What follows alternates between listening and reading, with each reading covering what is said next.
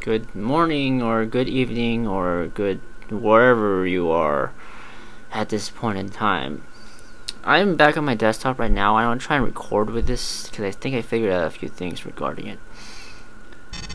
But Lieutenant Commander Cordova here. Welcome to the 242nd Suicide Kings, pilot. I've heard from unofficial channels that the rebels have launched a surprise attack in the Epsilon Pegasi system.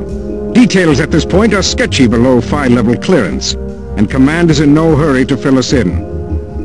Petrarch says he'll brief the Aquitaine when we reach Capella. okay. The GTA formed the Suicide Kings in the Great War, when the old Valkyrie fighter went into service after the Shivan attack on Ross 128.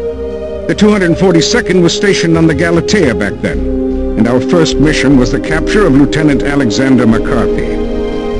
We all studied the McCarthy trials in school, pilot. We're a part of history here, though the Galatea is long gone, and the Valkyrie has since been retired. Now, for the curious, yes, this is another reference to Freespace 1. Ross 128 is this location that was, I think, yeah, the first Shivan attack where they first warped in and nowhere and killed the students and the Terrans. Let's see, blah, blah, blah, blah. McCarthy was some kind of Terran criminal or something like that. And the Galatea, I believe, if you remember the intro cutscene, or if you haven't watched it, there is a warship that, an Orion warship, which is basically this shape right here, that gets shot by a giant laser from the Lucifer. I believe that's the Galatea. I'm not sure if that is exactly or not, but the point is that it's retired and out of commission. The Perseus is the next generation interceptor, the fastest fighter in the GTVA.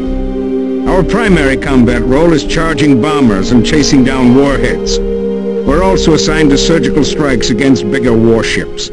We're not called the Suicide Kings for nothing, pilot. We earn that name on every mission. For that reason, I suggest you review the Perseus training modules as soon as possible.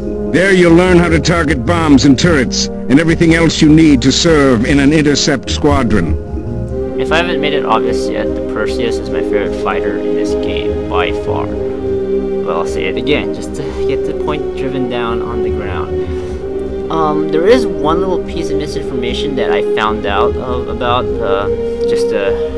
not recently, too recently, but a few years ago. I don't remember how long ago it was, but apparently I didn't remember too much from Freespace 1 because the Valkyrie fighter, I'm not going to say it like he did, the Valkyrie fighter that the Perseus is supposed to replace actually has a faster afterburner speed than the Perseus.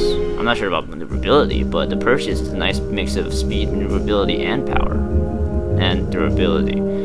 Unfortunately, unlike some other fighters like the Serapis or whatever, which we'll see a lot more of later. Okay. You are now authorized to use the GTM-43A Stiletto II missile, designed to incapacitate subsystems.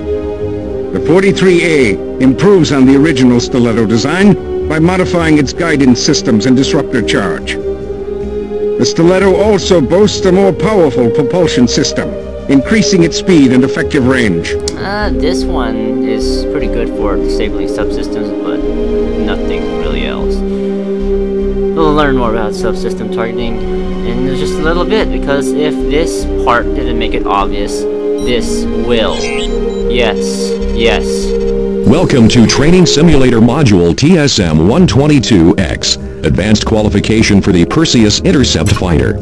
This module has been designed to acquaint pilots with targeting bombs, turrets, and subsystems. Alright, you know what? I'm gonna stop this here, because this is the same crap that we've heard all the time with the training modules. I'm just gonna go through the training next video, and then we'll finally start the actual missions with the Perseus. See you later.